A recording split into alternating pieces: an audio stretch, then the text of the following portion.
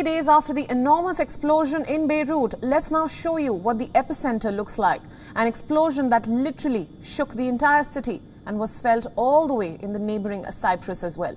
Firefighters are still trying to douse flames as mangled cars and twisted steel structures reveal the intensity of the explosion, which killed more than 150 people and left thousands injured.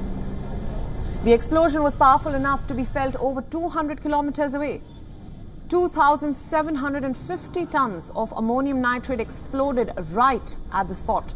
Heavy machinery and containers that once adorned the spot now lie in wreckages. All that can be seen at the site now is broken machines, mangled steel frames and debris. Dozens of nearby buildings, including the massive grain silo storing around 85% of the country's grains, has been severely damaged or destroyed, leading to alarm bells ringing about a massive food insecurity in the offing. Lebanon is now left with less than a month's grain reserves.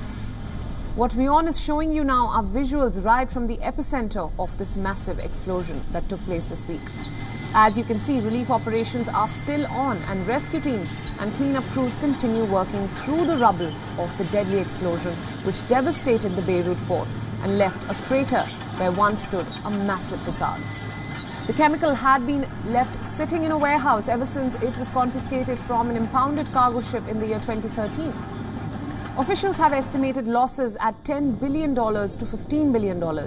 2 days later, some 300,000 people, more than 12% of Beirut's population, can't return to their homes, officials estimate. Damaged hospitals are still struggling to deal with those who are wounded, and newly released documents suggest multiple government agencies in Lebanon were informed about ammonium nitrate being housed at this port, including the Ministry of Justice. The information adds to a growing body of evidence, including emails and public court documents, that officials had been notified about a shipment of thousands of tons of ammonium nitrate linked to Tuesday's catastrophic explosion in the seaside capital. The possibility that this blast could have been prevented has already ignited accusations of government negligence, rooted in long-held frustration at Lebanon's political class.